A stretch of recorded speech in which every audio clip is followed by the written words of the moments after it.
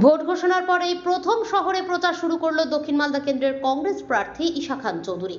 শনিবার সকাল 10টা নাগাদ মালদা শহরে পিয়াজি মোড় থেকে ব্যান্ড পার্টি সহকারে প্রচার শুরু হয় কংগ্রেস প্রার্থী।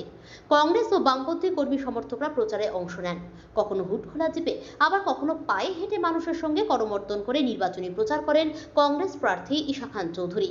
এদিন মালদা শহরের প্রথম নির্বাচনী প্রচার করেন তিনি। বামপন্থী এবং কংগ্রেস কর্মীরা প্রচারে অংশ নিয়েছিলেন। সাধারণ মানুষের বিভিন্ন দাবি নিয়ে নির্বাচনী লড়াই লড়ছেন তিনি। প্রতিদ্বন্দ্বী হিসাবে তার নির্বাচনী লড়াই বিজেপির সঙ্গে, জেতার ব্যাপারে আশাবাদী তিনি।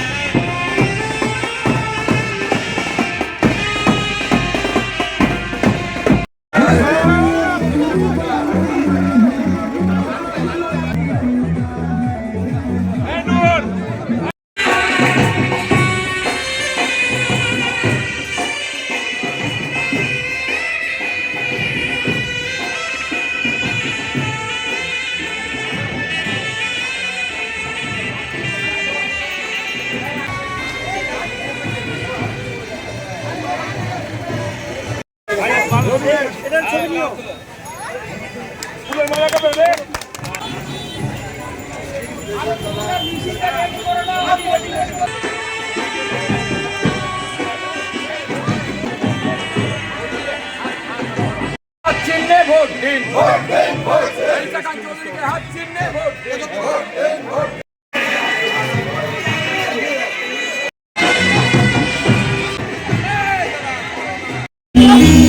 আমরা আজকে নির্বাচন টাউনে আমাদের প্রচার আরম্ভ করেছি। অন্যান্য ব্লক তো ঘুরছি আমরা, কিন্তু টাউনে আজকে আমাদের প্রথম প্রচার। আমাদের খুব ভালো রিয়াকশন পাচ্ছি।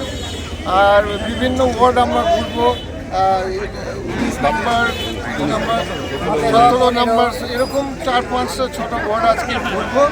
আর সাহারা খুব সুন্দর পাচ্ছি, খুব ভালো পাচ্ছি। আপনারা দেখতে পাচ্ছেন আমাদের বামফ্রন্ট বন্ধুরা আছে সঙ্গে, এটা আমাদের খুব ভালো লাগছে। খুব ভালো মিছিল হচ্ছে। কি বলছেন দাদা, ভোট কিভাবে নেবেন? দেখো, ভোট দুরকম। মালদার আমাদের বিভিন্ন উন্নয়ন দরকার আছে। গঙ্গা ভাঙনের প্রবলেম, বিড়ি শ্রমিকদের প্রবলেম, রাস্তাঘাটের প্রবলেম, অনেক প্রবলেম আছে। কিন্তু এই ইলেকশনটা একটু অন্যরকম। এই ইলেকশন হচ্ছে কেন্দ্র সরকারের ইলেকশন। কে প্রধানমন্ত্রী হবে, আগামী দিনে আমাদের দেশে শান্তি চলবে কিনা, আমাদের দেশে গণতন্ত্র থাকবে কিনা, আমাদের দেশে মিল এবং সবাই ভাই ভাই মিলিয়ে থাকতে পারবো কিনা, এগুলো হচ্ছে বড় বিষয়। আর কম্পিটিশনের মধ্যে কংগ্রেস ভার্সেস বিজেপি গোটা দেশে এবং মালদাতে।